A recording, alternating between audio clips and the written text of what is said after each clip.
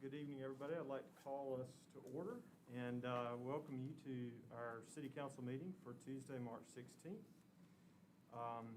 We'll begin tonight with an invocation by Councilor Miller, and then I will lead us in the Pledge of Allegiance. So if you'll please stand. Let us pray. Dear Heavenly Father, we thank you for this day. Thank you for all the blessings you have bestowed upon us, those that you're going to. We ask you to bless the audience that's here, all our citizens of this city, and throughout the United States of America, the world. Thank you, Lord, for what we are about to embark upon, that you will be, or you is in the midst. Lord, we ask you to send your blessings down upon us as we make these decisions that may be pleasing in your sight, that we may agree to disagree in love. Lord, let us bless this councils all over the land and country. Let us be what you would have us to be. These and all other blessings we ask in your Son Jesus' name. Amen. Amen. I pledge allegiance to the flag of the United States of America and to the republic for which it stands, one nation, under God, indivisible, with liberty and justice for all. Thank you. Please be seated. Ladies and gentlemen, we have some special guests tonight, and I'd like to first invite our Parks and Recreation Director, Mr. Jason Pridgeon, to introduce them. Thank you, Mayor. We appreciate it, and it is a time to celebrate. It's good to get back on the playing field and on the courts. As you know, we've had a long break almost to a year now where a lot of things weren't going our way, but we got our basketball season going, and just like we do with every other sport, we enter all-stars at the end of each season. And this year, we had a group of 10 U all-stars. We entered them into the state playoffs. We got to go through our district first. And entering the district, we finished district runner-up in the Western District, beating Greenwood County and Fountain Inn, and then losing to Malden in the championship game. But that qualified us for the state championship tournament down in Buford. Our young men traveled down to Buford and won their first game, which put them in the state championship title game, where again they played Malden, who was a really good team. They came up a little short, but I think it's well worth it to bring these men and their coaches up here, and let's celebrate them tonight for being the South Carolina state runner-ups for the 10U division for the SCAT playoffs. When I call your names out, guys, let's stand up, okay? Let everybody recognize you. Elias Littleton. Pump it up. Jaden Pulley. Pump it up. Eli Smith. Pump it up. J.J. Bennett. Noah Hughes. Pump it up. Graydon Watkins. Pump it up. Carson Nations. Pump it up. Akeem Babb. Bryson Pump Red. it up. Pump it up. And J.J. Wilson, along with their Pump coaches, it up. Chuck Smith, Melvin Smith, and James Pinson. I want to give them a big round of applause.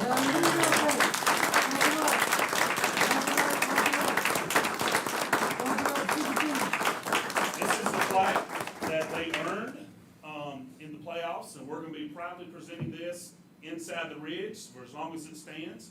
Two things that we are going to be getting, but we thought we were going to be doing this in April, that they don't know. We are going to get them some commemorative t-shirts with their names and their accomplishment, kind of like this on the front.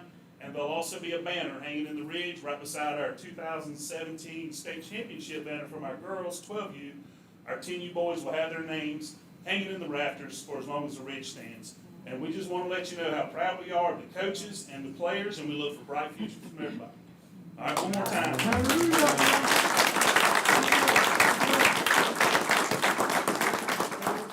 That's all I got. Mayor, if nobody has anything, we want to let them go because a lot of them may have to go to something else, but we do appreciate you. And a lot of them's going right on into baseball. I know all of our coaches are going right into baseball. So, and Chuck was just here a couple of years ago. He got our first Volunteer of the Year award. So he's been with us. We're glad to have him. So Thank y'all for coming, parents. Thanks for bringing them. And if you want to take a second just to let them step out, we'll let you go now if you want to go. Thank y'all. Thank you all.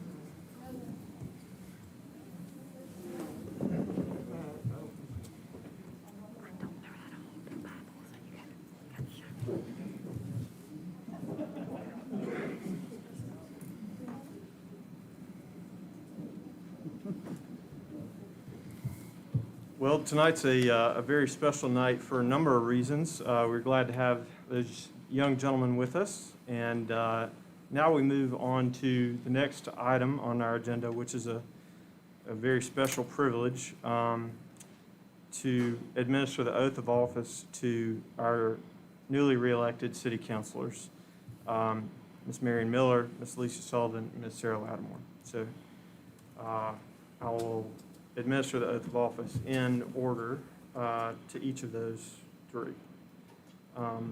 Ms. Miller, if you please step forward.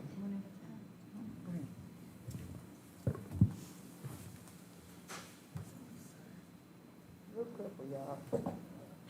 Wow.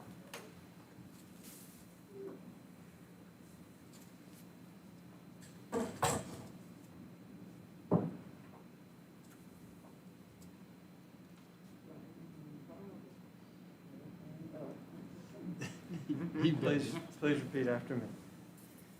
I, Marion Miller, I, Marion Miller, as a council member of the city of Lawrence, as a council member of the city of Lawrence, I will equally, I will equally, fairly, and impartially, fairly, and impartially, to the best of my ability and skill, to the best of my ability and skill, exercise the trust reposed in me, exercise the trust that holds in me, and I will use my best endeavors and I will use my best endeavors to preserve the peace to preserve the peace and carry into effect, and carry into effect, according to the law, according to the law, the purpose for which I have been elected. the purpose for which I've been elected. So help me God. So help me God. Thank you. Congratulations. Thank you. Hallelujah, brother. Yes, sir. I do want to make a note that Councilor Miller was the first female to serve on the city council and first African-American female to serve on the city council, and she has now been returned to office. So, congratulations. Thank you.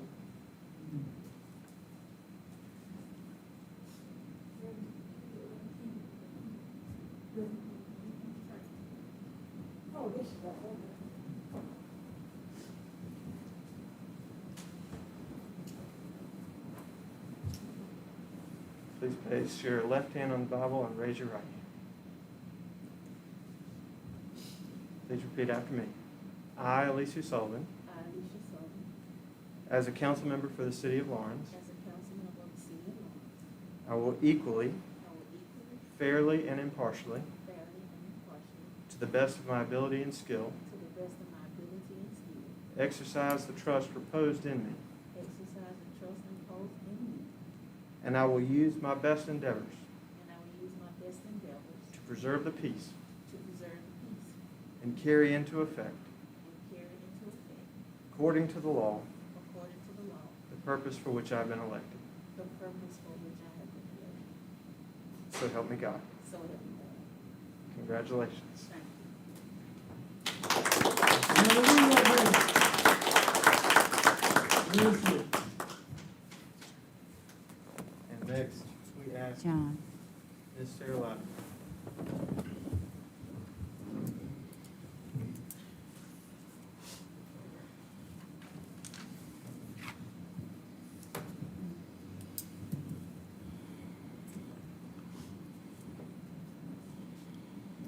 If you please place your left hand on the Bible and raise your right hand.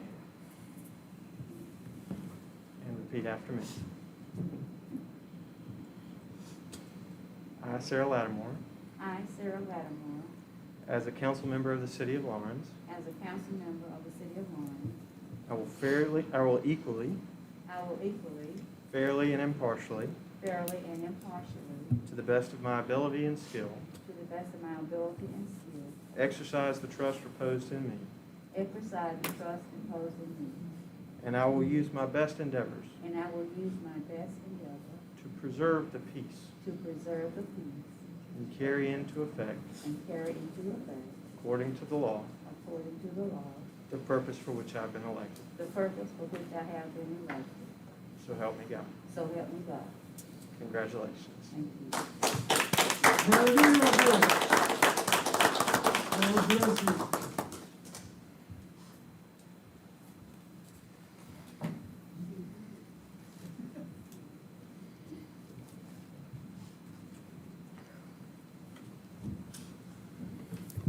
All righty.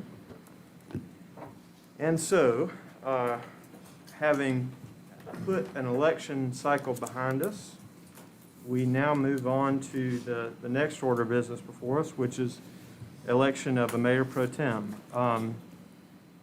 I've been honored to have Councilor Lowry serve in that position, and he assured me this summer when he chaired a meeting for me when I had to be absent that he was going to pass all sorts of scurrilous things in my absence, but in all seriousness, we're glad to have him. They held me back. Council held me back. But now we will, according to state law, elect a mayor pro tem, and their term will be for the next 2 years. So I open the floor for nominations from council. I nominate Marion Miller. We have a nomination for Ms. Marion Miller. Is there a second? I'll second. Second. Are there any further nominations? I move that nominations be closed. We have a motion that nominations be closed. Is there a second? Second. Any discussion? Nominations are now closed. We have a motion and a second for Ms. Marion Miller. No further nominations. All those in favor of Ms. Marion Miller serving the next 2 years as Mayor Pro Tem of the City of Lawrence, please indicate by saying aye. Aye. Any opposed, no. Thank goodness for that. Ms. Miller, congratulations. Thank you. Thank you. I hope to make your duties very light in that regard. All righty. Now, having done that a bit of official business, we move on to some public participation. On the agenda tonight, you will see that Ms. Laura Cook was planning to be presenting from the Lawrence County Museum, but unfortunately, she's a bit under the weather. And we had planned originally to have a report from Main Street. And so since we had bumped Mr. Irick until next week and we had an opening, I asked whether he'd be willing to step in. So, Mr. Irick, would you please give us a report from Main Street?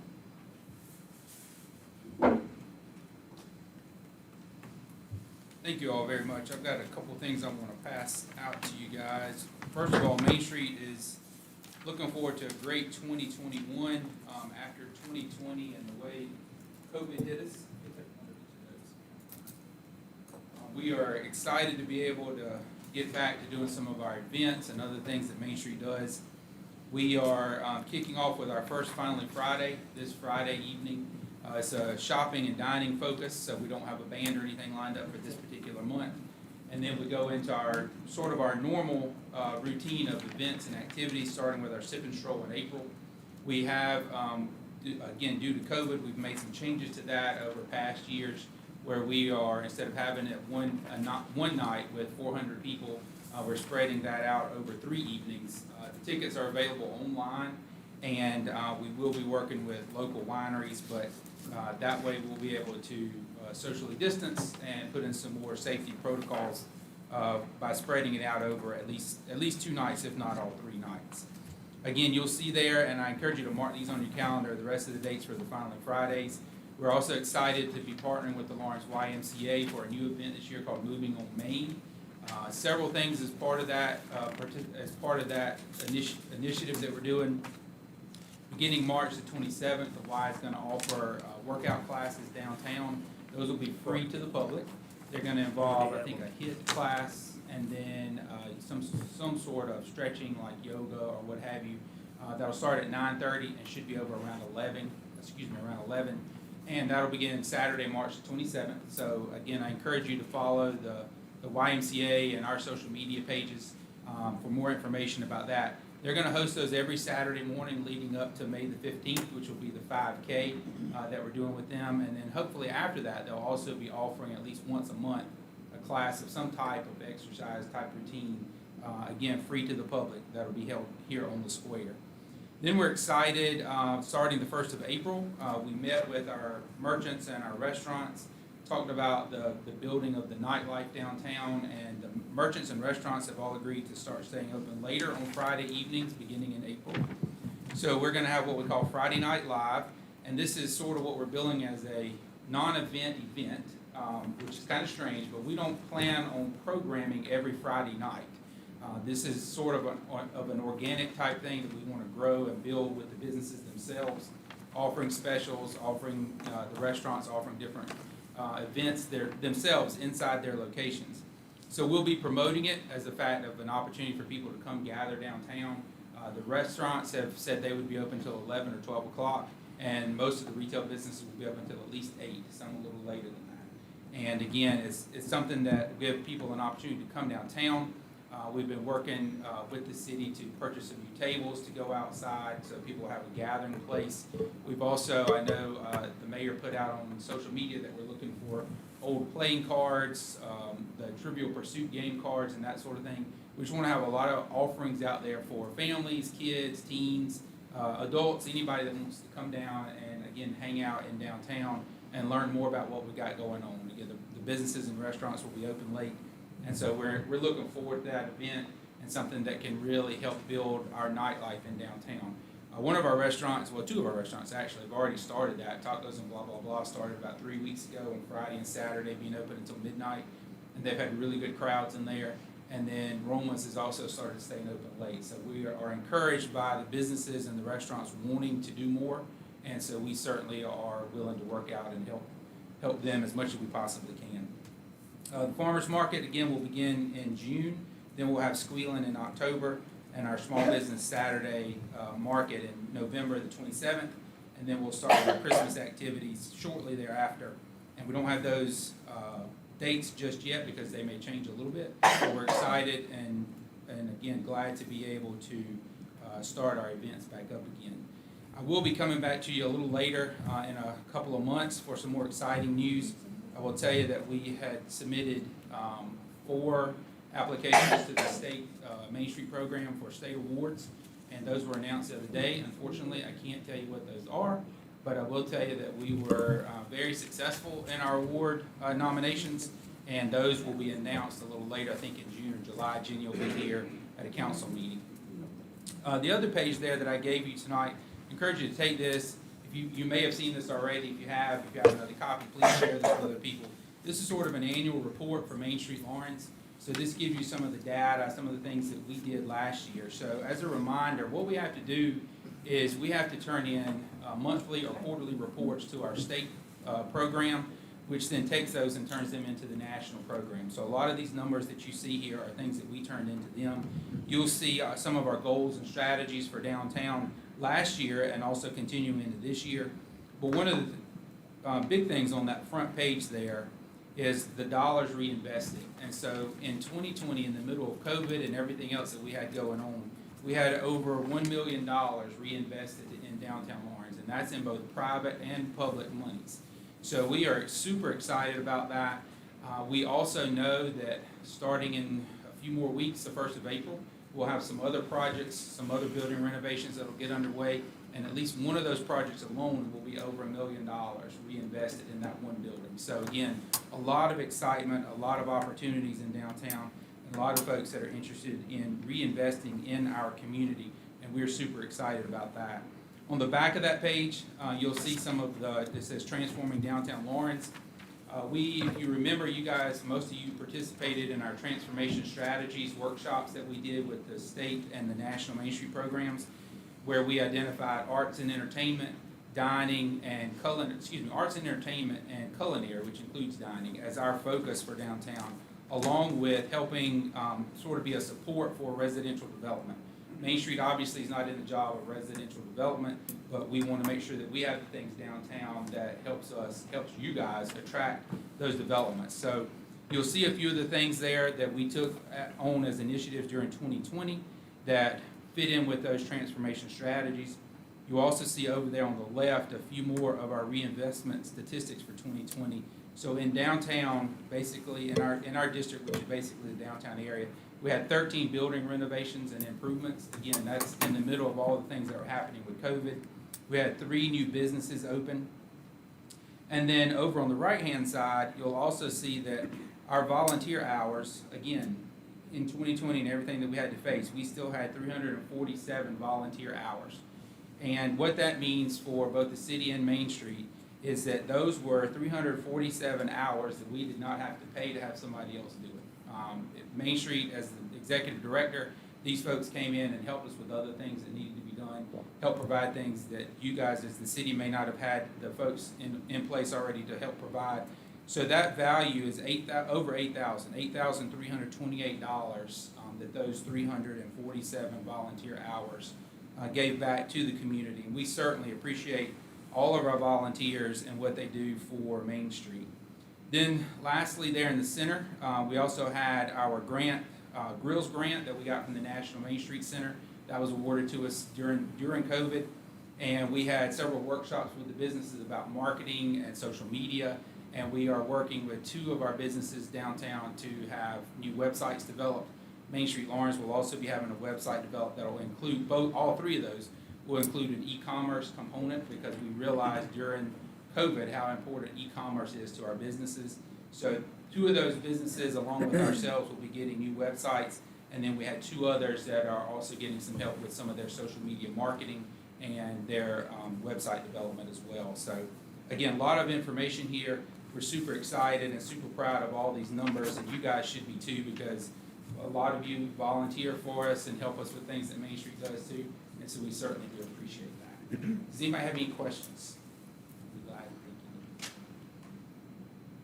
any. Jonathan, I have asked people if we're gonna be able to have squillage, so I see it on the list, so that's good. Yeah, there'll be some changes. I don't know that any of our events will be the same as they used to be because of COVID, but there will be some changes to that. Not only because of COVID, but because we're also going to be celebrating the 20th anniversary or 20th year of Squeal on the Square. Last year would have been our 20th, but this year will be. So we're expecting some changes to that, to the lineup and that sort of thing, and we are excited about that. We talked with the hospital systems and the COVID numbers, and we were thinking that by June or July, with the vaccines being out there, that hopefully the numbers would start coming down, which we have started seeing. So we are able to go ahead and start planning for that. If you do notice on there, the Blues Festival is not on there. We have postponed that again because we would be almost ready for that to start happening. And that takes a lot of components of people from out of town coming in. So that was postponed 1 more year, but we will have that again in May of next year. I want to congratulate Ms. Miller too, and all the rest of you guys that got elected. Ms. Miller is my representative for downtown, so congratulations on representing our district again. Any other questions? Thank y'all very much. Thank you, Mr. Howard. Thank you. Next, we have a presentation from Mr. Jason Tavener from the Lawrence County Disability and Special Needs Board.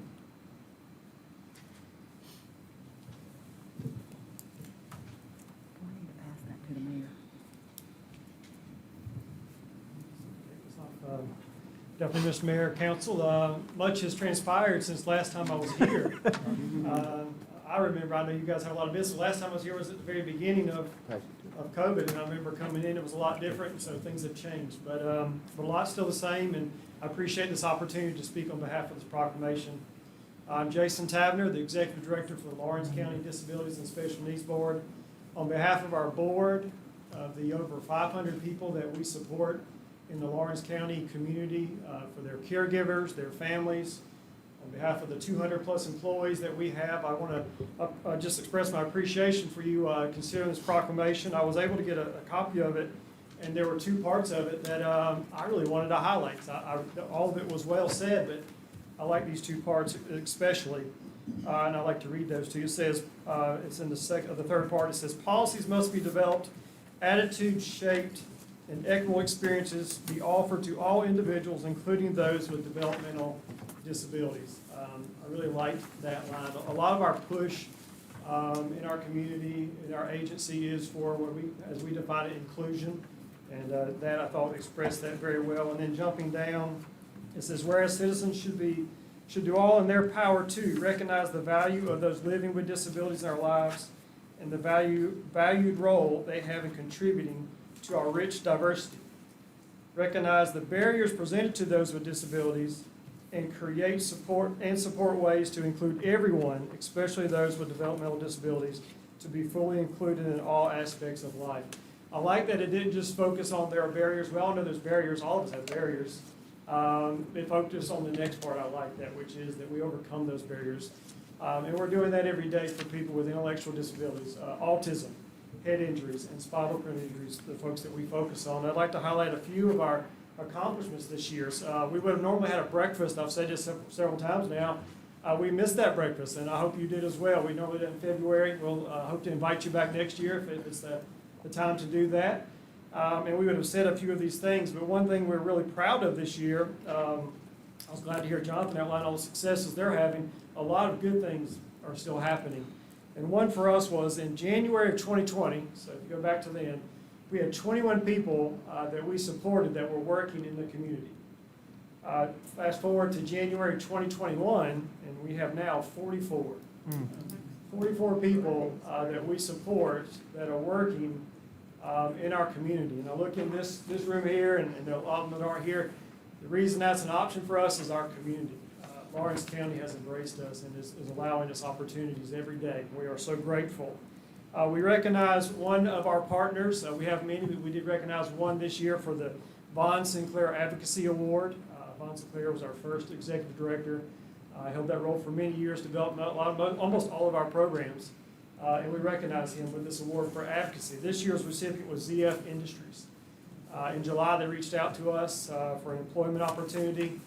We were going to be screeners. We are screeners. We still do it. Checking temps as their employees come in.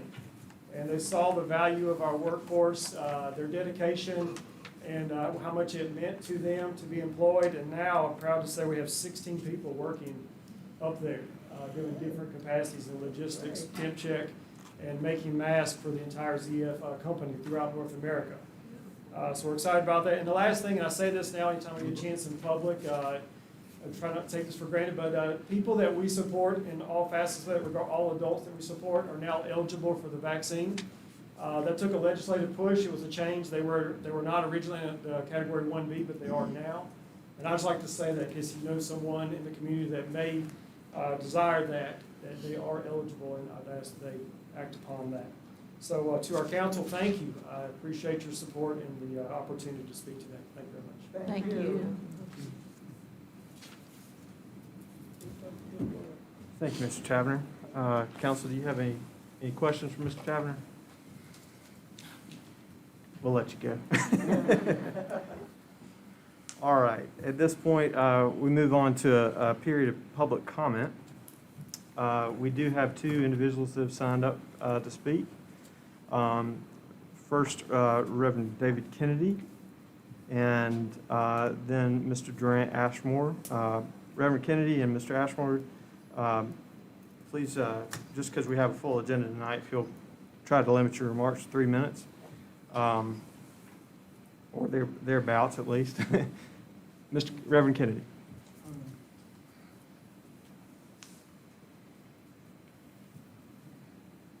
Mayor and City Council, great to see you. And we want to see a lot of each other in 2021. Hallelujah up there. As president of the Lawrence County branch of the NACP, I want the council to understand, when you get ready to honor anything about the American Revolution or the South Carolina revolution. You need to take in consideration real and true history. Because in that history, black people were not included.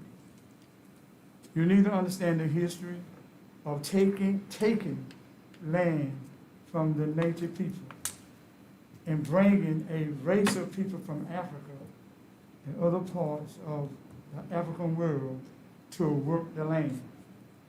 Included in this history, unfortunately, is the raping of men, women, boys, and girls.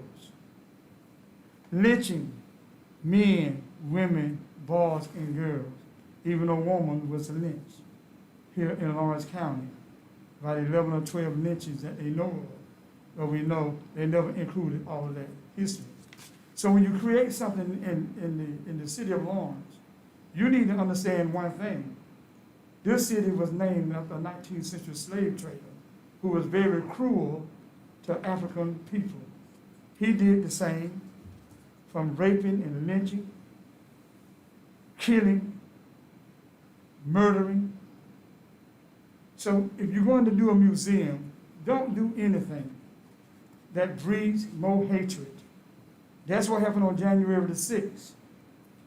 This history, one-sided, you say you're trying to free yourselves, at the same time you're enslaving another race of people. And then you created Jim Crow laws to prevent them from voting and still doing it across the nation. You need to think before you do anything. If the city is going to create harmonious relationships, you need to understand the real history. And the real history need to be included. We have to stop telling a one-sided history about the innocence of white people. And your patriots are not our patriots. Enslaving people, knowing God freed the people in Egypt. And I'm just saying this, it dehumanizes. And if our historical memory is defective, it will serve the present badly and impoverish the future. Do not impoverish the future of our children. The truth needs to be known. It's depressing, it's frustrating, it's dehumanizing. We cannot honor the patriots who did evil to our people, to the native people. And I want to say to you, don't play that kind of game. And I'm asking all councilmen, black and white, be fair to all people. Think about all people. And stop being so excited about a history that dehumanizes.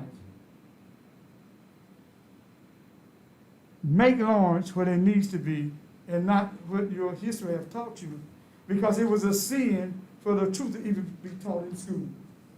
You never heard about what the white fathers did to our people because it was a sin to talk about it. It still is a sin. I'm asking all of you to be strong like Abraham, be strong like Moses, be strong like Deborah, be strong and bring in museums that will honor the heaven.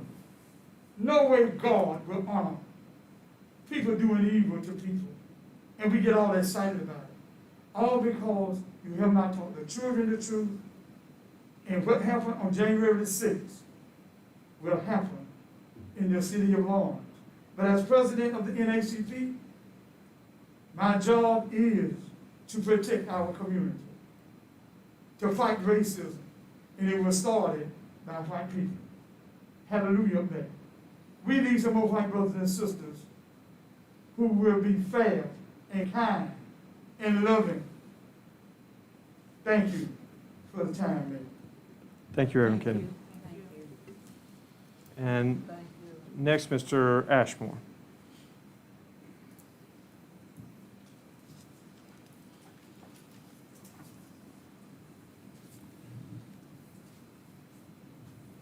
My name is Duran Ashmore, and I'm a consultant with the Lawrence County Museum, and I appreciate your remarks, Reverend Kennedy, very much so. I'm here to speak in favor of a state Revolutionary War museum. in the city of Lawrence. And it is a Revolutionary War museum that honors and recognizes and gives the history of everybody in Lawrence County. The Revolutionary War is our common heritage. And it is an opportunity to tell the story of the Native Americans, the enslaved people, the Royalists, the Tories. And I'll tell you this, Lawrence County had more Tories than anybody. Some of the leading Tories came from Lawrence County. Some of the leading patriots came from Lawrence County. So there are 2 American Revolution museums in America. One in Philadelphia, one at Yorktown. South Carolina has a special heritage in Revolutionary War events. There are more events that took place in South Carolina than any place in the nation. And by many accounts, there's more events that took place in South Carolina than the rest of the nation combined. Very important events. Why Lawrence County or Lawrence City for a state Revolutionary War museum? Within 50 miles of where we are right now, there were 112 significant events. No place in America can say that. And this is our common heritage, where we tell the story of the Native Americans. The Revolutionary War was horrific on the enslaved people. Troops were paid with slaves. We need to tell that story. There are so many stories that can be told, that need to be told, that this is the perfect place to tell that story. So I'm here to speak in favor of revolution of the state Revolutionary War Museum here in the city of Lawrence. Does anybody have any questions? Mr. Ashmore, if you don't mind, we will be discussing the resolution later, so if you don't have dinner calling, if you don't mind sticking around, we may call you back up. I had a COVID shot an hour ago. I hope I'll be able to. But thank you for those comments. All righty. Moving on to the next item on the agenda, proclamations and commendations. I do want to issue a proclamation today.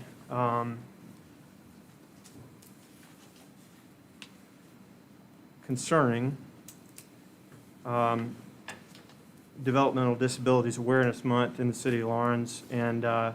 Tavener read a portion of it, but I want to read that in full here so you have it. Whereas the disability experience is a natural part of life and is valued as part of the rich diversity which exists in our city. Whereas the most effective way to increase awareness is through everyone's openness to learn and acknowledge that there are barriers which reduce the likelihood of those living with disabilities to enjoying and living independent, productive lives within their communities. Whereas in the interest of furthering our founding principles as a nation which seeks to ensure life, liberty, and the pursuit of happiness, policies must be developed, attitudes shaped, and equitable experiences be offered to all individuals, including those with developmental disabilities. Whereas awareness must be raised that segregated institutions, services, and processes are not only more costly financially to our society, but are also more costly to those with disabilities who desire to live independent, productive lives. And it is also costly to our city and other communities around our state and nation because society misses out on the rich talents and experiences those with disabilities have to offer. Whereas citizens should do all in their power to recognize the value of those living with disability in our lives and the valued role they have in contributing to our rich diversity, recognize the barriers presented to those with disabilities, and create and support ways to include everyone, including those with especially those with developmental disabilities, to be fully included in all aspects of life. Now therefore, I, Nathaniel Bruce III, Mayor of the City of Lawrence, do hereby proclaim March 2021 as Developmental Disabilities Awareness Month, given this 16th day of March. And Mr. Taverner, it would be my honor to present you with this proclamation.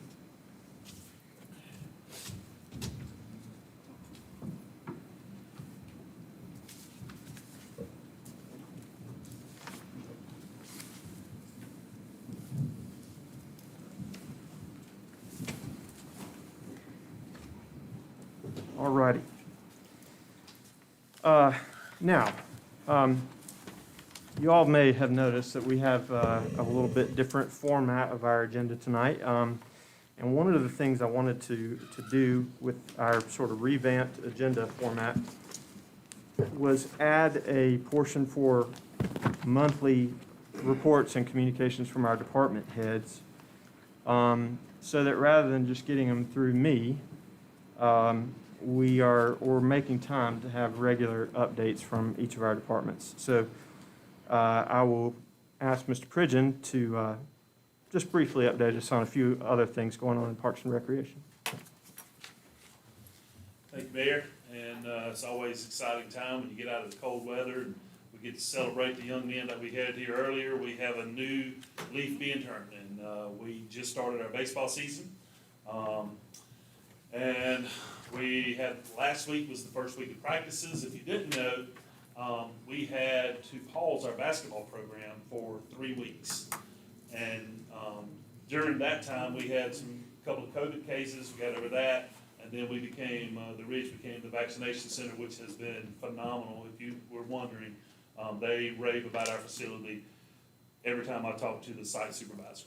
But our partners stepped up. We had the YMCA and the Lawrence First Baptist Church allowed us to use their gymnasium facilities to finish our basketball season, practice all-stars, and that gave our young men a chance to get better and move on for the state playoffs. So we're very thankful for the YMCA and First Baptist for giving us that opportunity, which delayed basketball for 3 weeks, delayed baseball for 3 weeks, so we're just now getting started. Normally, we would begin games this coming weekend, but with the delay, it slowed us down.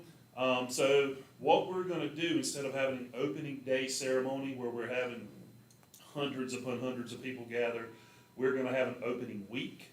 And so it's gonna be spaced out throughout the week, and that's gonna begin March 29th. So we'll have opening nights of games each night during the week, and we'll do some celebration things, kinda like an opening day, those nights. Throws a little wrinkle in picture day, but we can work through it. Very excited about that. That's gonna run through mid-May to the end of May before baseball season's over with. We are gonna bring back our spring festival this year. That's gonna be held April 3rd down at City Park. We put out 1,000, 1,500 eggs filled with candy. We're gonna have crafts. We're gonna have cookies. Gonna have a great time. We are gonna require that everybody wear masks when we're, close proximity to each other, but we have a lot of excitement and we're ready to get back out there and offer that program. As you know, we couldn't do it last year. And this year, we think it's gonna be a great event, and it's just gonna be awesome to get back out and offer our spring festival. And we wanna thank PRTC for sponsoring that with us. The last thing that we're gonna update you on, and I'm gonna kinda give it to you as simple as I can. About a year and a half, maybe even 2 years ago, I spoke to you about beginning an esports program. This is huge, and just as we were getting ready to get everything going, a year ago, you know what happened. And so just within the last, I would say, week and a half, we have had some awesome meetings and awesome interest from some community partners that has really driven our excitement level to a new area. And so with that interest from our community partners, I'm hoping that we can make some bigger announcements within the next month or two. But just know that beginning an esports program on the recreation level would be a huge thing for our community. And so we're excited about that. That's what we have going on right now. I'm here for any questions if anybody has anything. And I appreciate you, I'm July 1st will be 16 years. I've been here, it feels like yesterday, but it's awesome, and we look for many more. Congratulations. Spent all my years, you and Martin and Mr. Cole, I've been here my whole time. If that's it, I appreciate my time. Thank you, Mr. Pridgen, appreciate it. Getting to be a veteran. A few more pounds than that. That's about time, yeah. I used to be the young, early. And I'll say, one of the things that makes me so proud to hear during your report, Jason, is you mentioned First Baptist, you mentioned PRTC, you mentioned Prisma, and the other community partners that we're working with our esports program. I mean, that's the story, folks. We can't do this alone. And the fact that we have so many people that are working together right now to make Lawrence a better place is incredibly encouraging. So I appreciate that leadership. And Jason, I'd just like to say, I appreciate the job you're doing, and you have really grown the program over the 16 years, because we know what it was like before we had a director, so we appreciate what you're doing and your dedication. Well, it takes y'all to be able to guide it, so it's been a partnership with all of us. Thank you anyway. All righty, and next we have Jeremy Hudson from our Building and Zoning Department.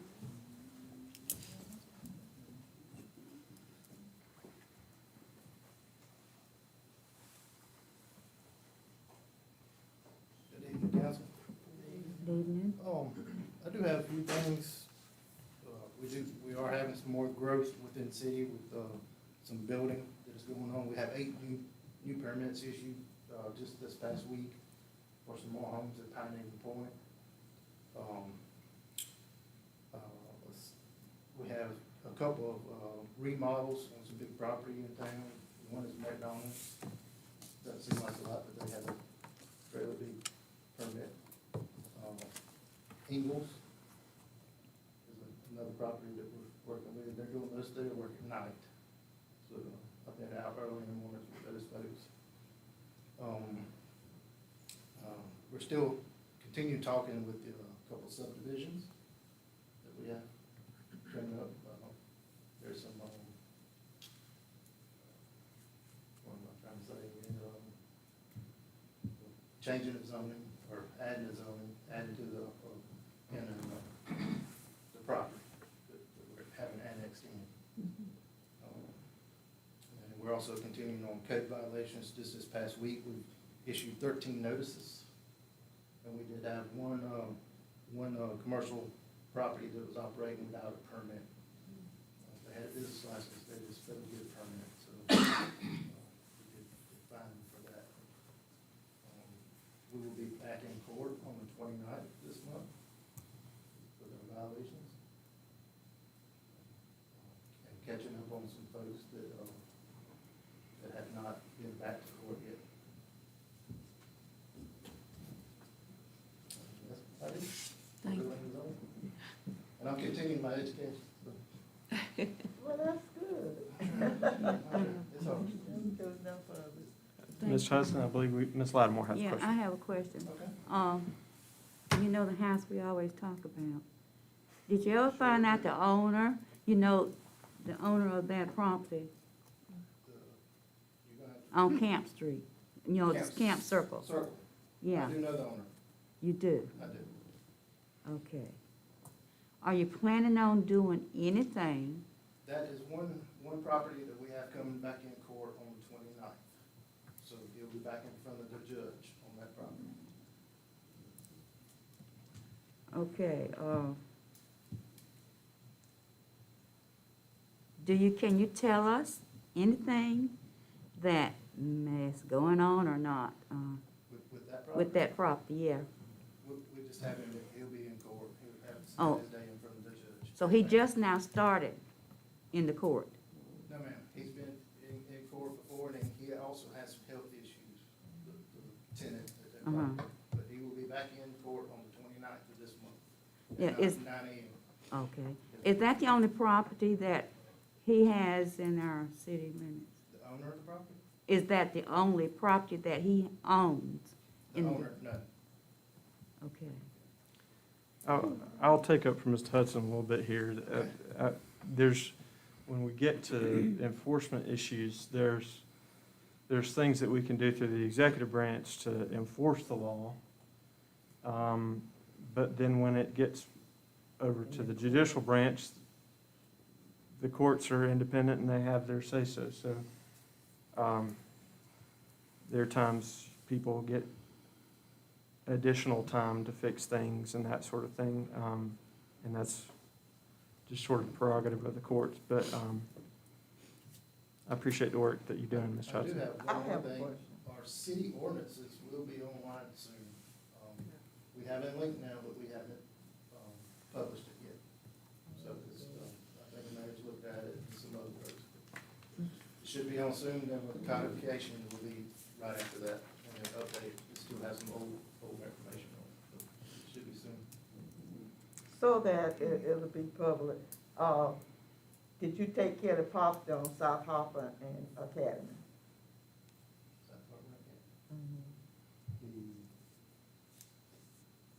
farmer's market. Yeah. stuff. I've been on the phone with her all day today. Okay. I just want to make sure because someone called me today about it and they're very concerned about We it. get calls also, but I think we have her going in the right direction. Okay. So, Thank you. Thank you, Mr. Hudson. I appreciate it. Thank you. And just as you should have an opportunity to hear from our department heads on a regular basis, I'd sort of like to give an opportunity each council meeting for the city to hear from each of you. So I'll now move on to a new agenda item we'll have called City Council Reports. So I will, let's see, just to do it fairly, I'll start with Ms. Miller, if you would like, and if you don't have anything, just, we'll pass it on to the next person. This topic here was somewhat puzzling, but I do have something because there are a lot of concerns about the city, period. I won't just say District 1, but the whole district, city rather. But my concern right now, and what most of the citizens are concerned, is the cameras that we had installed some time ago that's not in operation at this time. That is one big problem, not problem, but one big item that we would like to really see put in place. You all know what I'm talking about, don't you? The cameras that, okay. And also, is to focus on the goal some time ago of making Lawrence, the city of Lawrence, an all-America city. And we know what it's going to take to make it an all-America city. That is, it got to be spotless, it got to be clean. So we're going to have to get a program going to clean the city up. And again, with the housing, I would like to thank Gary and the mayor for the demolition that have taken place. Prayerfully, we'll get some more money some kind of way, but these absentee landlords is a very big problem for the city. And that's all I have. Thank you, Ms. Miller. Ms. Sullivan? I just have a question about if anyone had got the dates together for the work session. We were actually going around about that with Mr. Coleman before this meeting. Wednesday? This Next coming Wednesday, the 25th, Okay. 4 o'clock, When? Next Wednesday on the 25th. Is it in here? in here. We'll meet in here. Thank you, Ms. Sullivan. Anything further? I have some more questions, that but open to it's public? not concerning council business. Okay. Again, I mean, All right, thank you. have a Ms. quorum. Cameron?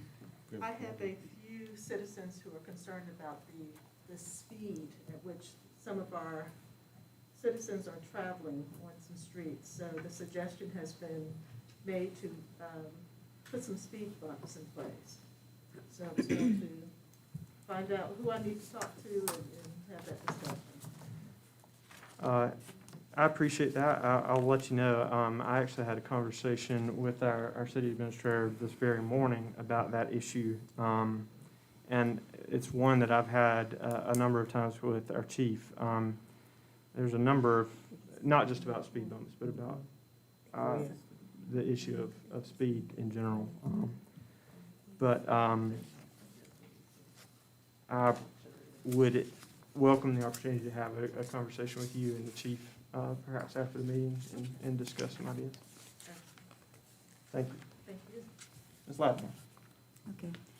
I have some people here within our, my district, where, now just like we were talking about that Camp Street, something gonna have to be done, because I've been called over there last 3 weeks, noise,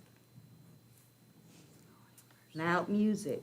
Now, I know we have ordinance for that. So, police do come, and I know they get tired of coming. But a suggestion, just like you were saying, if we start to do them citations, would that work? Because I don't want to go through all the summer calling me back, look like I'm the police, all this traffic over here, and people come from other places to the city, to this man's house. And when they leave a whole lot of mess. And I did speak to him. Why do you have these people come here and mess up your property and leave? Why do you do that? That's just a nuisance to the community. And everybody, and even the elderly people, they're complaining, they can't sleep. Because they go all night. And half the day, you know, when summer gets here. But that's one thing. And like she said, cleanliness is another thing. And we are gonna have a meeting set up to do our cleanup. That's another thing that we're going to do. And I know Jeremy knows about this man that's building this building over there. Now, he was up there in the groove too. He was in the midsummer. Every time I go over there, he's right out there with him. And we know what he does. Well, we think we know what he does. And he's gonna be presenting that a whole lot more. And I know you said you're gonna have the police to keep track of, you do a lot of, you know, going over there. But, that's what we're up against now. And as I said with Ms. Campbell, I'd welcome the opportunity to sort of brainstorm about that as well. Thank you. Councilor Lowry. Well, I don't want this to sound like gang up on the police meeting, so sorry. But along the same line with Councilor Campbell and Councilor Lattimore, I've got two things that I've actually spoken before with the mayor. I think one of them, I have gotten several complaints about loud trucks. And I'm seeing shaking of heads in the crowd. It's ridiculous. It's ridiculous when I can hear people, and I'm experiencing it myself, where these trucks, I can hear them inside my house when I've got the TV on. I'm tired of it. And I don't know what it's gonna take to get them to, we gotta do something. There's gotta be some way. But it's gotten out of hand, and I don't recall this in the last few years. It just seems like it's been worse recently, and I'm seeing more shaking of heads. So that's one thing. The other thing is the post office. I go to the post office every day. I have a post office box for my business, so I go to the post office every day. And I say stuff to people that are coming in the one way and almost cause wrecks and everything else. And also the people that are parking in the handicap. I mean, it's almost every day. One of those two violations is almost every day when I go. And, you know, I say stuff sometimes. I try to be nice about it. I say, hey, you do know that's a one-way street, they'll issue a ticket, which I know I don't know if we issue any tickets, I've never seen any tickets issued, but it's just we all know, we all have complained about the post office, we've complained about the situation over there till we're blue in the face. So has Jeff Duncan and all of our other delegation. I don't know what else we're gonna do until we get a new post office, but right now, that is, it's a terrible situation with the traffic. And we've got people that just blatantly, they just don't care. They just do not care. They're gonna do what they wanna do. And I don't know what it's gonna take, but I mean, maybe Reverend Cheeks stand out there by the mail drop and just have your book out, because you go to get them.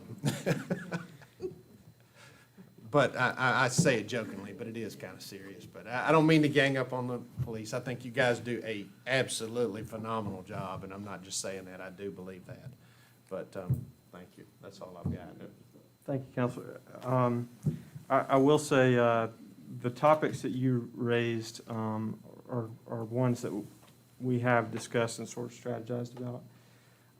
There is an ordinance on the books that could be applied. I would say the things that first come to mind with both of the issues that you raised are things that I think are within council's control to do something about. If we need a clear ordinance on the books in order to address the issue of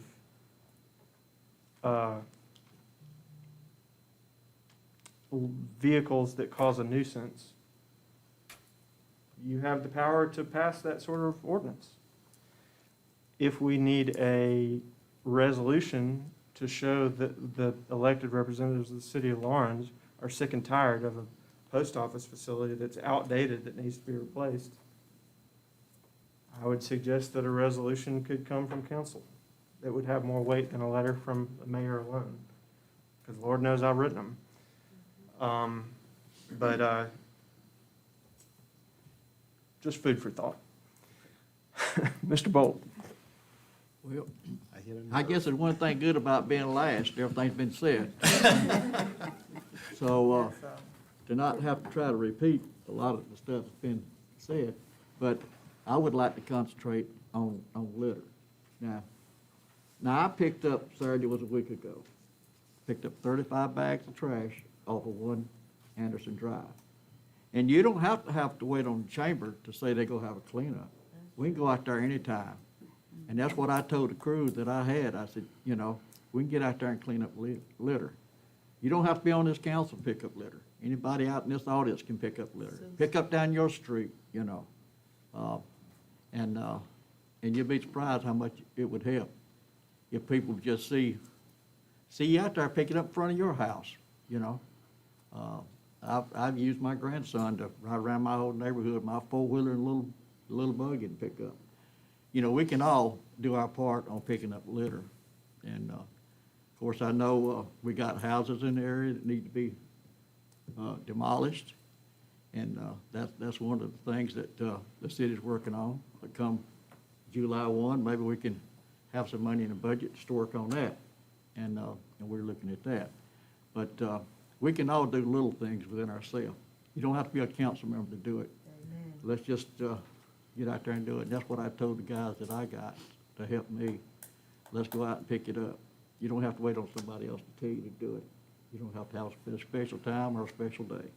But we do need to clean up our town. And I'd just like to thank Kerwin for the job that he's doing with getting a new leaf truck and a couple more guys with CDL license. I can see the results of his work with going around picking up stuff that people have put out there to be picked up. I can definitely see an improvement there. And I'd just like to say thank him for what he's doing. So I could ramble on, but I'm going to end with that. Thank you, Counselor. I appreciate that. That provides a nice segue into what I was going to discuss in a quick report. One of the first things we did when I came into office, which was 2 years ago Friday, believe it or not, was to stage a citywide cleanup. We planned on having a repeat of that last year. Like all things, it got derailed because of COVID. I anticipate planning a second citywide cleanup, every street, every neighborhood. We're not just going to focus on the main thoroughfares. Every neighborhood deserves attention and needs to get cleaned up. And so please keep your ears tuned about participation in that. There are some other things that have helped with the litter problem or can help with the litter problem. We recently had a meeting with the county, and they have completed construction of their new transfer station at the landfill. And that transfer station now accepts from individuals construction debris and household waste and things that you used to have to take to Twin Chimneys in Princeton. And so what we found was that you'd have people that went over to the landfill and they said, I'm sorry, we don't take that. You got to take it to Princeton. And they go, sure thing, we'll get right on that. And then they'd find the closest side street in the city of Lawrence and do a little illegal dumping.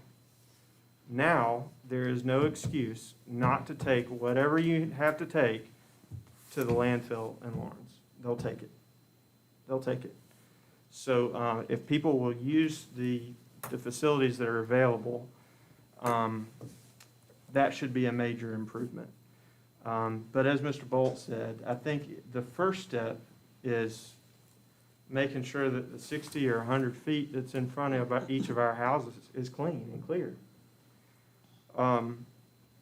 Similarly, in sort of a partnership effort with the county, I've been in discussions with members of county council, and they are working on a new littering ordinance for the county. When that is finalized, I would like us to draft a nearly identical littering ordinance for the city. And so the standards of what is required are uniform in Lawrence County. And we can lead the way in terms of showing that we really care about cleaning up both our city and our county. I do also want to give you another really exciting update. I had a chance this past week to meet with President Matt Vanderberg, who is the president of Presbyterian College, the recently installed president of Presbyterian College. And I think I can say without too much trouble from the media here that I wanted to have a closer relationship with our neighbors at Presbyterian College, but we also want to be respectful of the relationship they have with the city of Clennon. But I think that relationship can be both and, not either or. And I was very encouraged to hear that President Vanderberg has that same feeling. And so I hope that when PC students look back on their time in college, they consider the city of Lawrence to be just as much their town as the city of Clennon. And I look forward to the life that those students will bring and the faculty will bring to this city. And I appreciate the efforts of Main Street and our merchants and the others that are sort of working to build the kind of community that's even more attractive to those students and faculty members. So it's just one more piece of the puzzle that helps Lawrence grow and grow in the right direction. Not adding something we don't have, but just building bridges with a great institution that's already here. That's good for the city of Lawrence, that's good for PC. All righty. So, moving on to the next item on the agenda. Again, a little bit of a change this month, which I hope will be a regular thing. We will have a consent agenda where we will take one vote on items that are listed this week, this month. It is approval of the agenda for council business and approval of the minutes for February 16th. Do I have a motion for approval of the consent agenda items? We've already gotten into it, I make the motion. All right, we got a motion. Is there a second? I'll second the motion, but on here it's got March the 11th. It should be the 16th, I think. Thank you for that. And so you want to, item 1 and 2 approved at the same time? That's correct. So I'll second that motion. All right. With that change to the 16th, you can tell which day it was typed. All those in favor of passage of the items on the consent agenda, please indicate saying aye. Aye. Any opposed, no. No. I don't understand. This is agenda for today, right? Well, The 16th. just approving the council agenda and the minutes from the previous meeting. Okay. He's kind of lumping them together instead of doing them individually. It's still the same. It's still the same, approving the minutes and approving the agenda. Just move it down. Yeah. Correct. Just moved it down and then we can put them together. All right. Does that include these resolutions? No, ma'am. Okay. All right. So then we move to next item, which would be old business, a second reading of ordinance 21-02-02. Mr. Thompson is a bit under the weather tonight, and so Mr. Coleman's going to step in for him. This is a second reading of the changing of the B2 zoning. It comes as a recommendation from the Planning Commission that the B2 zoning district be allowed that have residential uses as in the R3 district. The R2 district the B2 district is Jones Street, Caroline, to Hampton Street, up to Harper Street, back to Jones Street. That is the B2 district. It does not change what's in place on the square, but basically allows us to have housing on Caroline, Silver, and Laurel Streets. Which are already there. So there's some housing from that now, but the present zoning does not allow that. We're asking it to be changed so that it will allow it. All righty. Is there a motion? I make a motion. Okay, go ahead. Go ahead, Rose. No, you didn't sing it. Go ahead. Make a motion, we accept second reading ordinance 21-02-02. Now, second. We have a motion from the Counselor Lowry and a second from Counselor Bolt, one way or the other. And is there any discussion? Hearing none, I call the question. All those in favor of passage ordinance 21-0202 on second reading, please indicate by saying aye. Aye. Any opposed, no. And the ordinance is approved. All righty. Moving on to new business, we have ordinance 21-0303, again presented by Mr. Coleman. This is a ordinance that also has been recommended by the Planning Commission. And it concerns the R3 zoning districts where we changed the width of a building lot from 60 feet to 50 feet and the side setbacks from 6 feet to 5 feet. And we're doing this at the recommendation of the Planning Commission, but the developers have asked for the reduction of the 60 feet. So that's what brought this about. And it puts us pretty much in line with what other communities in the R3 district, which is an urbanized district that allows a more concentrated use of the property. Thank you, Mr. Coleman. Do I have any motions?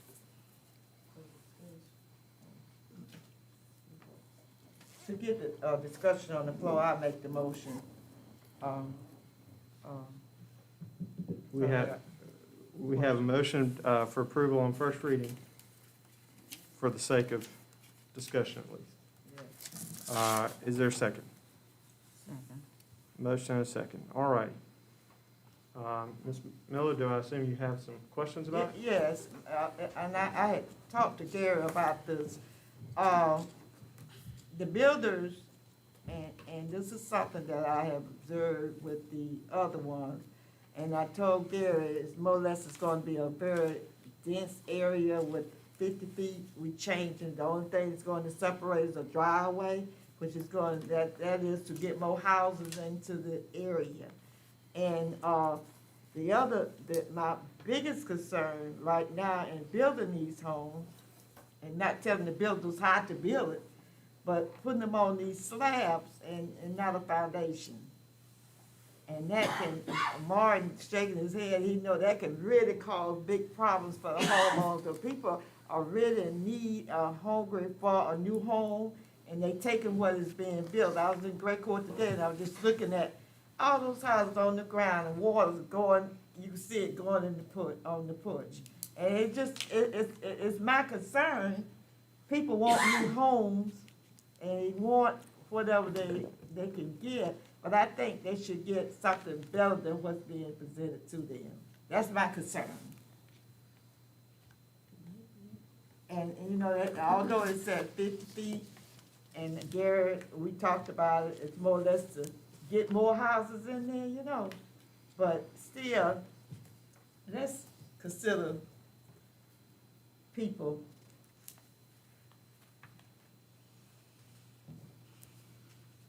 That's all. That was just my concern, when you look at that. And I know that they want to put as many homes they can inside the development, but let them be nice. Can't tell you how to build a house, but I just noticed how, and the problems that some of those people out of Pine Haven is having with plumbing right now. So it's a problem.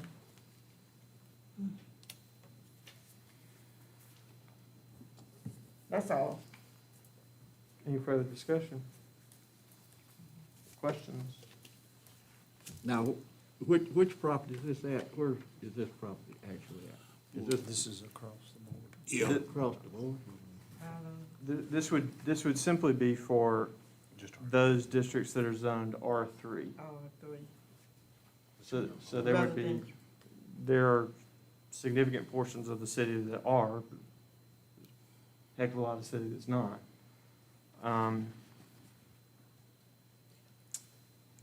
But the new development you're talking about is R3. Okay, all of them, Yes, all these that we just annexed in, yes, sir. the one at Hunter Ridge and all that. That's R3 also. They're gonna build those houses on the ground, on concrete slab or something? Don't know. So I will make the point to council, I understand what Councilor Miller is concerned about, and I'm actually concerned about the same issue. But I don't want us to conflate the issues of lot width and compliance with building codes and appropriate housing standards and quality of a neighborhood. And so, just as sort of a reminder to put this in perspective, Council Miller, you brought up the houses at Pine Haven Point, but those were built under our current scheme. So the change in lot width has nothing to do with that, really. Right. The only issue here is we're talking about a difference between 10 feet, And 30. 5 feet on either side. A 60-foot lot width being reduced down to a 50-foot lot width, 10 feet. And so I suppose what I would say to council is we have to have homes that are safe. We have to have homes that are built to code, and we have a code enforcement official that will see that that is done. If we say that we care about affordable housing for every member of the community, we have to be sensitive to the concern that there has to be greater density in some housing to justify the expenditure. I mean, the people that are building out the neighborhood aren't doing it just out of the good of their hearts, they're doing it to make a profit. And so if you could add a couple extra houses in, that's the margin. So I'm sensitive to the same concerns. We don't want our citizens to be living in dumps. But I think the way to address that is, one, to make sure that the houses are built to the appropriate code standards. And two, there may be HOAs in communities, and these homeowner associations would have standards that would be maintained for the residents in that community in terms of upkeep and that sort of thing, so that the homes don't degrade and devalue the homes around them. So I don't want us to confuse the issue beyond what is before us, which is it okay to shave off 5 feet on either side of a lot and have a 50-foot lot instead of a 60? It's fine. It's fine. I have a Council question. Lattimore. Since she brought up that question about the cement slab. Is there a way that one of the architects can come and talk to us? Since we're concerned about our public purchasing these homes. Yes. And that way we can ask other questions about the structure, and because where the plumbing's gonna be, up or down. And if it's under that, you gotta cut through cement to get to it.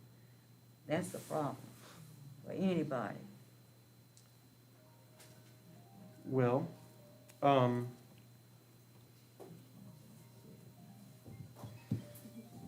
I'm happy to discuss what that might look like at a future council meeting, just for the sake of making sure we're not here till 9 o'clock. Yeah, okay. Let's revisit that. Okay.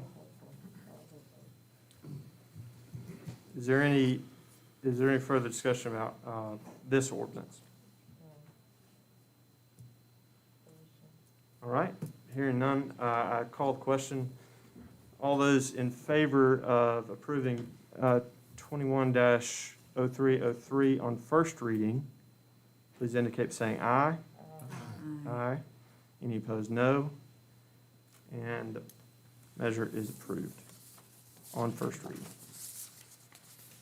All righty. Now, moving on to the next item, Resolution 21-03-01. So bear with me.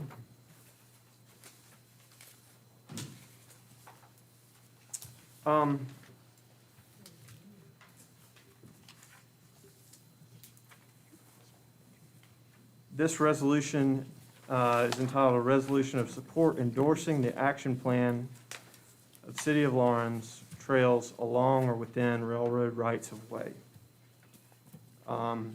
And the purpose of the resolution is not to bind the City of Lawrence to any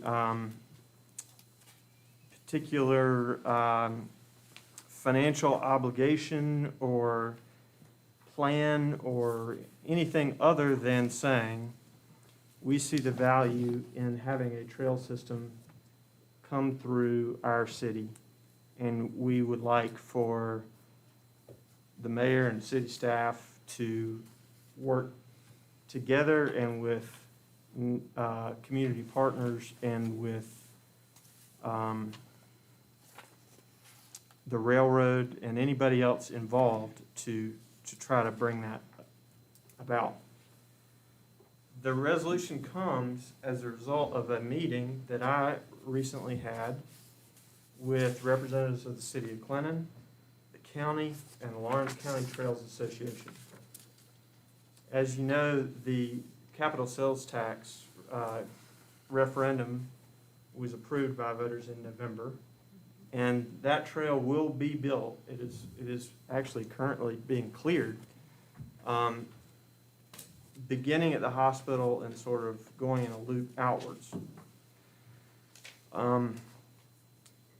I don't know where the city of Clinton is on their plans, but we have spoken with the CPW commissioners, and CPW has given their blessing to be able to use certain CPW rights of way to bring the trail system through Lawrence. But there are certain paths that would require some cooperation from the railroad. And that's really the reason for this resolution, is because it just about takes an act of Congress to get the railroads to work with you. I'll settle for an act of the Lawrence City Council. But if we can speak with one unified voice in saying, we see the value in this, we've seen what it's done in communities like Travelers Rest, and we support that sort of plan in this community, I think having the weight of council's blessing behind this would be helpful. So that's what it's about.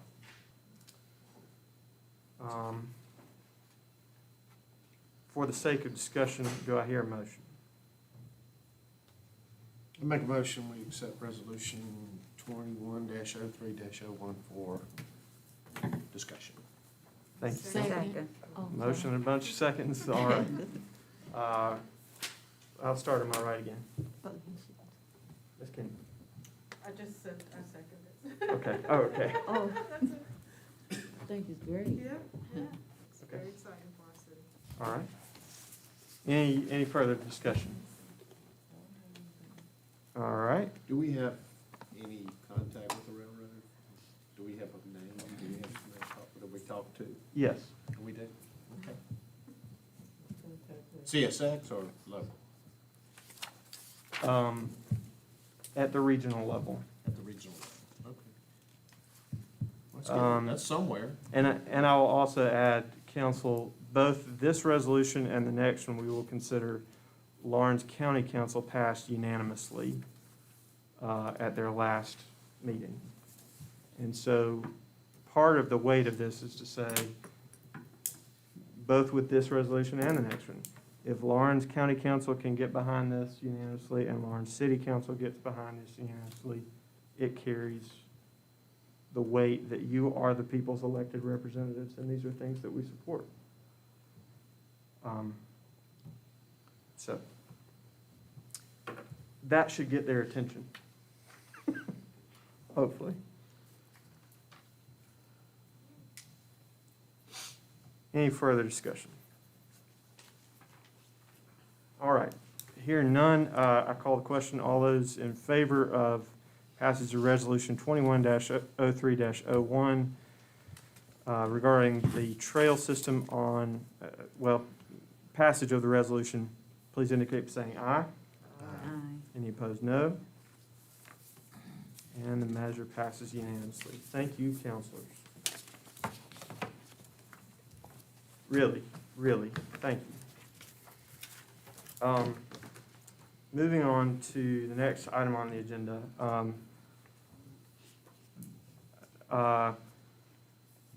As I said, I may reserve the right to call Mr. Ashmore up for our discussion of this. But Resolution 21-03-02 endorses the location of the South Carolina Revolutionary War Museum within the city limits of the city of Lawrence. The genesis of this idea is essentially this. July 4th, 1776, we declared independence from Great Britain. In 2026, on July 4th, 2026, our nation will celebrate its 250th birthday. We have 5 years, more or less, and the clock is ticking. If you were alive to remember it, in 1976,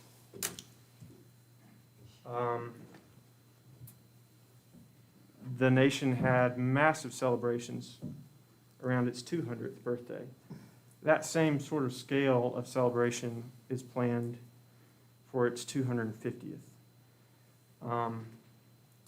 And so in 1976, the state of Virginia, as Mr. Ashmore mentioned, built a Revolutionary War museum.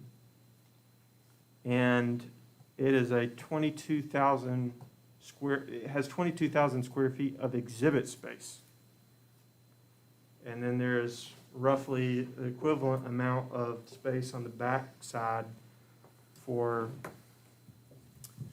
curation of exhibits and production of exhibits and preservation and all the things that go into museum space. Similarly, in 1970, the state of South Carolina celebrated its tricentennial. And in Charleston, in the West Ashley area, the state built a place called Charlestown Landing. If you're like me, maybe you went down there as a kid. Not too long ago, I lived sort of down the street from it. But although it was built for that particular moment in time where South Carolina was celebrating the tricentennial, it continued and still continues to be an educational facility for kids all over the state about how our state was founded. The idea is this, that because of the reasons and more stated by Mr. Ashmore about the centrality of the location of the city of Lawrence to so many sites of Revolutionary War significance in the upstate, we could become the hub of the wheel, which would then have spokes that would extend all throughout the state, and particularly the upstate region, to for people to learn about the history of South Carolina as it relates to the Revolution. And as Mr. Ashmore said, that doesn't mean that it's a one-size-fits-all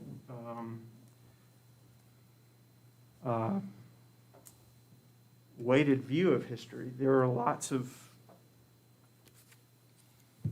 perspectives, and part of the advantage to having not a county museum funded by Lawrence County voters, but a branch of the state museum, is that it would be done to the standards of the South Carolina State Museum with respected historians, people that know what they're doing. And frankly, I see this some advantage to the Lawrence County Museum because of the potential for the sharing of resources. And sort of a symbiosis in being able to work with each other. So this is sort of a moonshot, but South Carolina will celebrate July 4th, 2026. It will be a big deal here, and those folks that are working within the state on the Sesquicentennial Commission have essentially said it can be somewhere, you just have to plant the flag and say you want it. And so Lawrence County Council has said they want it to be in Lawrence County. I'm asking all of you to say you'd like it to be in the city of Lawrence.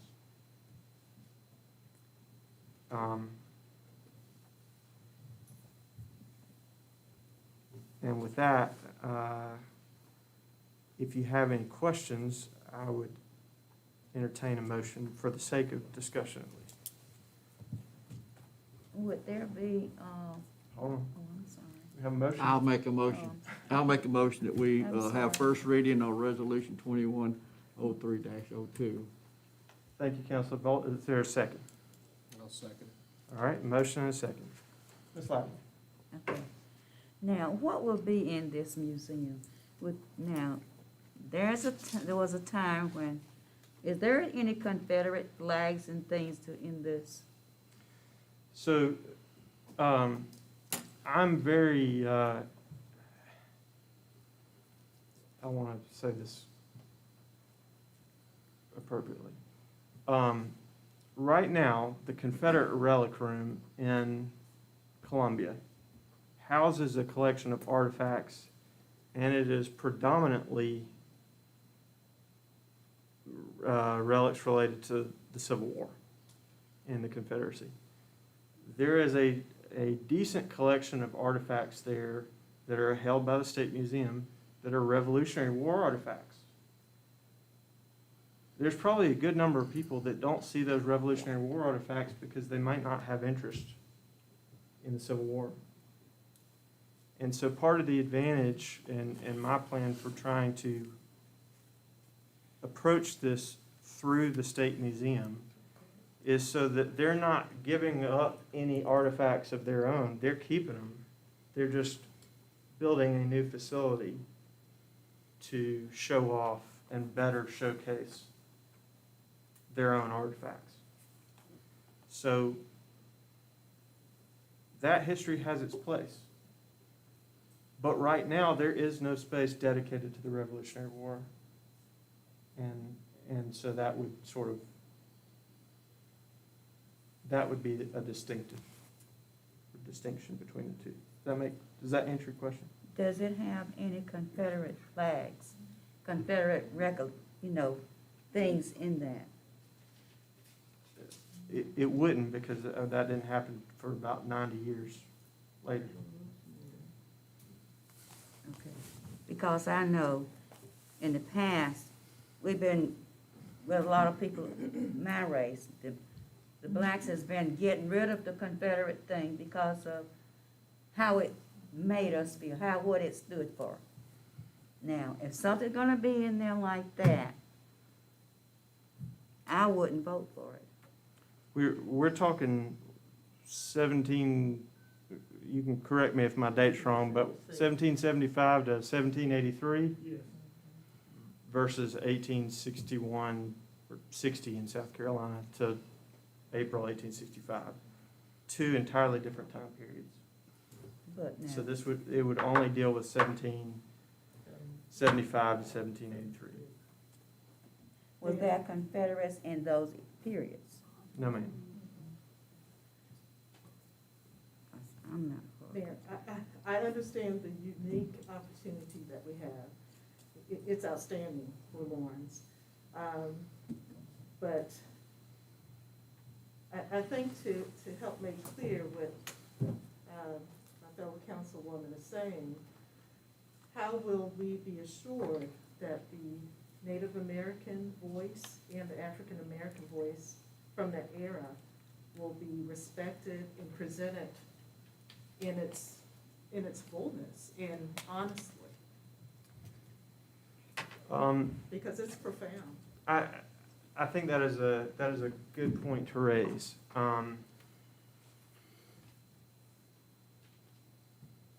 There was some discussion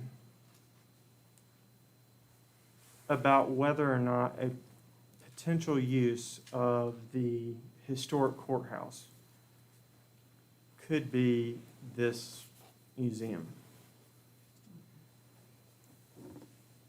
There's various reasons why that was problematic and ultimately not recommended by the advisory commission to county council.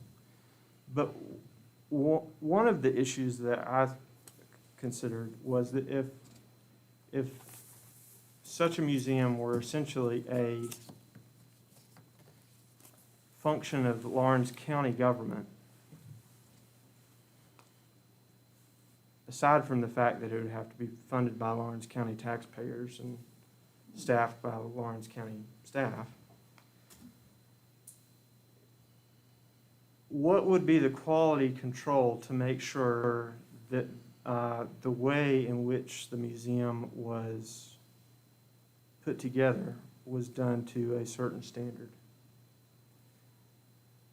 I did my homework preparing for those meetings. And if you have an accredited museum, these days, accredited museums take the ethics of their exhibits very seriously. The provenance of the exhibits, where they come from, the way a story is told, the authentication of where the exhibits come from. And yes, it is also to be aware of the way different people are going to perceive exhibits and make sure that they're presented in an appropriate way and that other facets of the story are told. So one of the things that's so attractive to me about this, aside from the fact that it wouldn't be on the tax bill of Lawrence County taxpayer, is that if this is done through the state museum and it is a function of the state museum, then we would have the quality control of a state institution that is doing things to a certain standard and is held to a certain ethical standard of accredited museums. Does that answer that question? It does. So Smithsonian, on the level of a Smithsonian. Yes. And so if not the old courthouse, then where? Within the city limits of the city of Lawrence.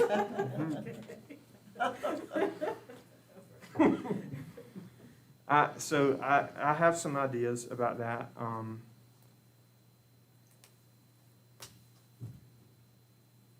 If we are able to get this done, I would see the next function of this as having a commission of the city of Lawrence with, for lack of a better term, some VIPs that would be able to approach the state and essentially make our case. And, but I can't do that alone as mayor. If this is something that we're saying we're behind as a city, it's gonna take doing it as a city.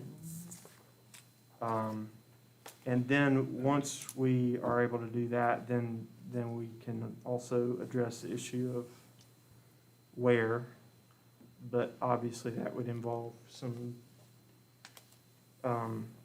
real estate acquisition and for some reason, once you start talking about that kind of thing, people's property values just go up. So I don't want to jump the gun on that discussion.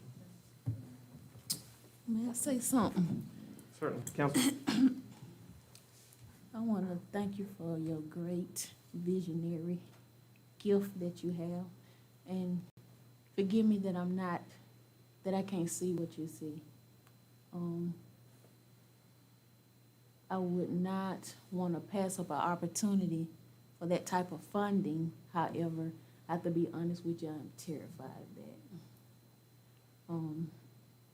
And so that, I just want to communicate that to you in open forum, that I think you're a great visionary mayor and how I feel about it.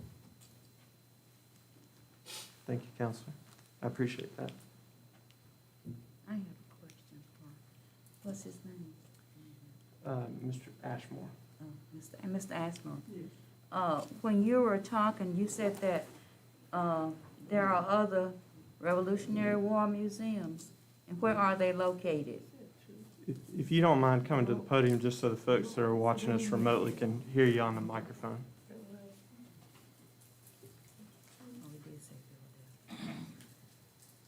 There are two other Revolutionary War museums.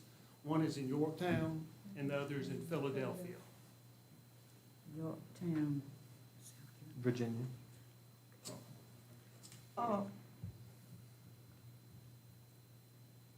This will be controlled through the state, but in Lawrence County.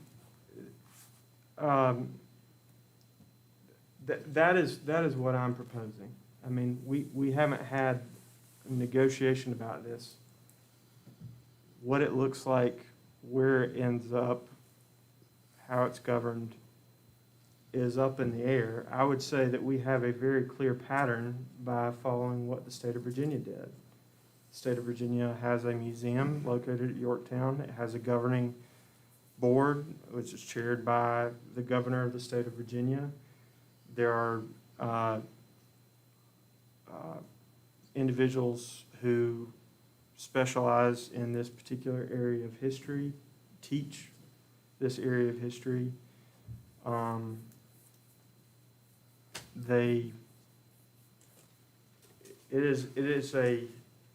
It's the kind of facility where a little kid would go on a school field trip, where any child in this state would say, "Oh, Lawrence, that's where the Revolutionary War Museum is."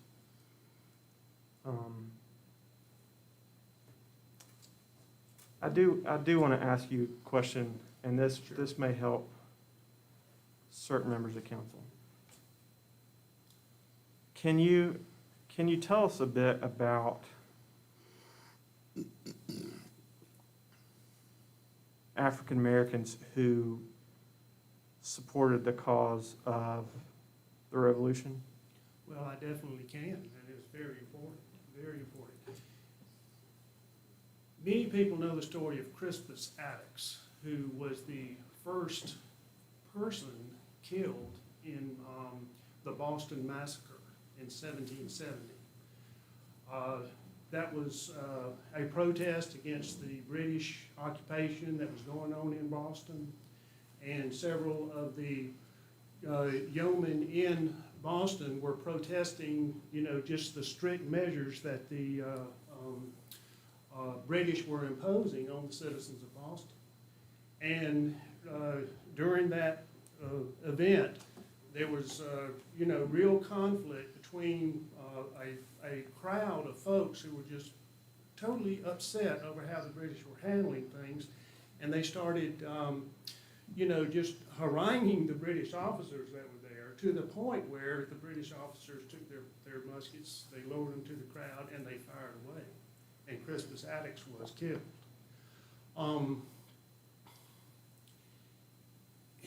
There are so many stories of the African Americans that need to be told. One of the stories that I think is particularly good is a story of a fellow named Willie O'Ree, who was from Canada and was the first African American who was elected to the Canadian Hockey Hall of Fame. So what's a black guy doing playing hockey in Canada? Well, as it turns out, his great-grandfather was named Willie O'Ree, O-R-E-E. And they started tracing his history. How did this fellow wind up in Nova Scotia, Canada? And it turns out that his great-grandfather was granted freedom by the British if he left the plantation that was owned by Peter Ory. Ory County, South Carolina, where Myrtle Beach is, was named after Peter Ory, who was a colonel in Francis Marion's regiment. Well, when the British were in Charleston, they offered freedom to any slave who crossed into their lines, and 5,000 did. And when these 5,000 men crossed into British lines, they did so knowing they would never see their family again. They gave that up for their freedom. Now, the British sent 3,000 of these individuals to Nova Scotia. 2,000 of them were returned to slavery. But that's how African Americans wound up in Nova Scotia, and how African Americans became honored as all-Canadian hockey players. So that Willie O'Ree has roots in South Carolina. He was a slave to Peter O'Ree. There's story after story about that. That's a good lesson then. Well, Well, But the concern is that we also honestly hear about the horror stories. oh, yes, From the slaves' point of view. Yes. And the Native Americans' point of view. exactly. And the Revolutionary War was worse on African Americans than the Civil War was. Because South Carolina changed hands 3 times. It was Patriot, British took Charleston in May 12, 1780. It was British, total British domination. Then the Patriots took over again. So when when Lawrence County changed hands, the first thing that was done was the homesteads and the plantations were plundered. And all the horses were taken, all the food was taken, all the slaves were taken. And, it was just total disruption, particularly with the, slaves and African Americans. I mentioned earlier that soldiers were paid through African American slaves. This is Sumter's Law. Thomas Sumter instituted this policy. He wanted to keep his men in the field. They weren't getting paid anyway. So what he said was, for every private who worked for him, who served with him, they would get a half a slave. Every sergeant would get a whole slave. Every captain would get 2.5 slaves. So what is a half slave? A half slave is an individual younger than 10 or older than 45. Now, in many cases, slaves were loyal to their masters because they did not want their master, whether the master was loyalist or a patriot. They did not want their plantation overrun because they knew when that happened, their family would get scattered to the winds. So you had manservants fighting and attending to the primary leaders and generals in the state, in the militia. All of these fellas had manservants. Francis Marion, great hero, the Gamecock. Francis Marion was 5'2" and weighed 110 pounds. And he had a severe broken ankle. He was so badly wounded that he couldn't even get on his horse. Well, he had a manservant named Soldier Tom, who was a big strapping fellow. And if it wasn't for Soldier Tom, Francis Marion couldn't get on or off his horse. He picked him up and put him on there, and he took him back off. But in so many cases, the manservants were instrumental in saving their master's lives because they didn't want to have to, they had no idea what their future was going to be. The role of the militia in the, slave suppression is important. Lawrence County, the biggest plantation here, belonged to Captain Peter Cunningham, who was a loyalist captain. That was at Rosemont. He had 40 slaves there. There weren't a lot of slaves in Lawrence County per se, because this was kind of a poor backwater area. But, there were homesteads where there'd be 1 or 2. But what was going on down at the coast now is a different thing altogether. And where you have the Rice Kings, and they'd have as many as 400 slaves at a time on those plantations. And you know, again, this is a very important story to tell. I could go on and You on, certainly but, can, you're full of history. well, I am full of history, But but it's important. And I it needs to be can- told, the story needs to be told, I agree with Yes. you wholeheartedly on that. And so, last, February, during, Black History Month at the Lawrence County Museum, I did give a lecture on the role of African Americans, of slaves in the Revolutionary War. And what I just went over was just some of the highlights. But the same story can be told, should be told, about the Cherokees and the Native Americans, the Native Americans that were here. I mean, I can tell you all about that too, but, I don't think we have time. Very interesting. This has gotta be told. I mean, it's statewide and it's nationwide. You know, the thing about the American Revolution, there was so much strife and turmoil, and, I mean, there was some incredibly horrendous things done right here in Lawrence County with the massacre at Hays Station, for instance. But from all this strife and turmoil, what arose from that, I think, is the greatest accomplishment that mankind has ever done. The greatest document that mankind has ever produced. The Bible is a fantastic document. That's from God. But from man is the Constitution of the United States. And if we didn't go through that strife and turmoil with the Revolutionary War, we would not have, we wiped the slate clean, and we were able to create the greatest form of government that this world has ever known.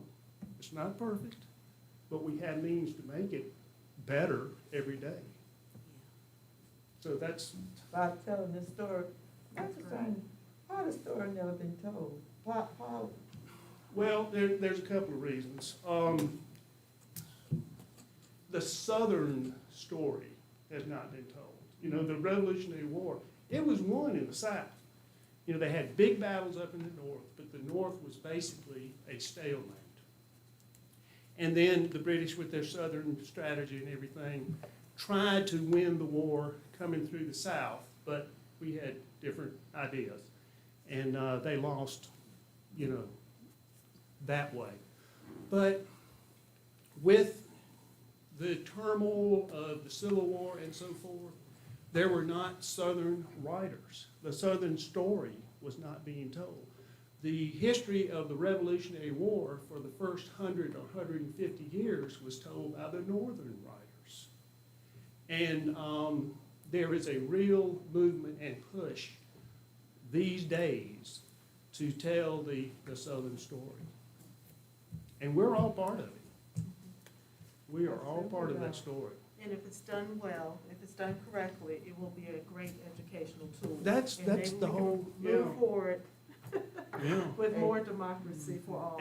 Exactly. continue to tell the story. Yes.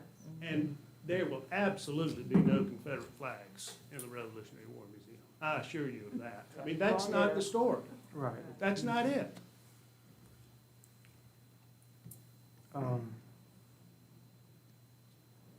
I appreciate those comments. Thank you. Really do.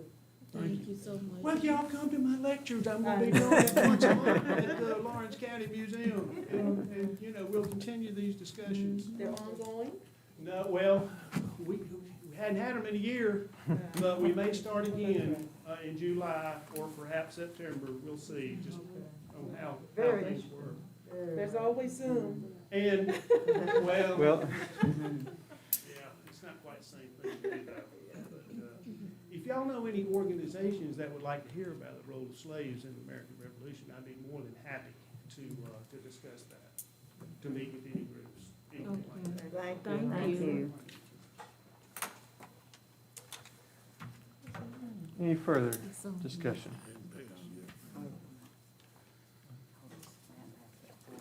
Council, I'll just say, what I think I hear is a concern about whether or not we would welcome something into our midst that would be sort of a mouthpiece of propaganda. Or a unfair, unbalanced telling of history.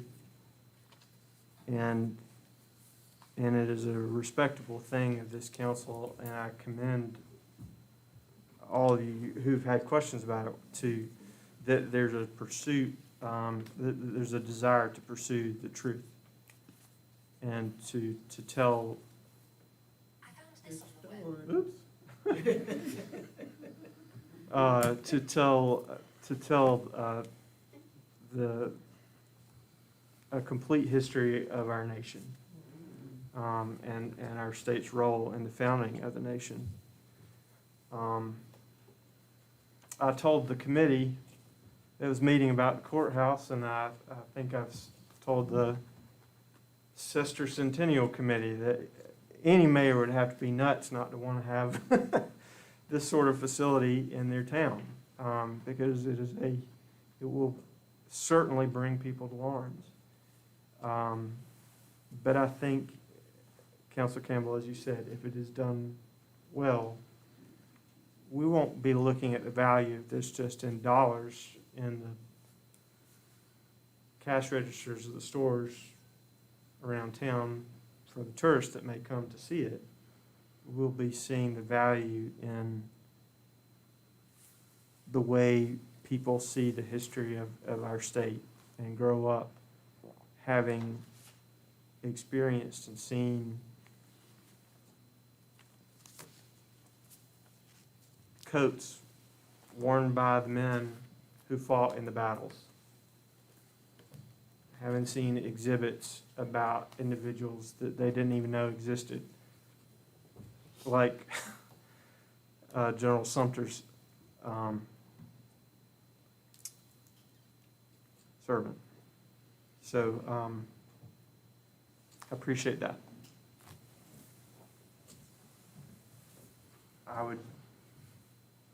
I respect all those who may have reservations, but I would urge council, as county council did, to pass this. Any further discussion? Hearing none, I call the question. All those in favor of passing Resolution 21-03-02, endorsing the location of the South Carolina Revolutionary War Museum within the city limits of the city of Lawrence, please indicate by saying aye. All opposed, no. No. And the measure is approved.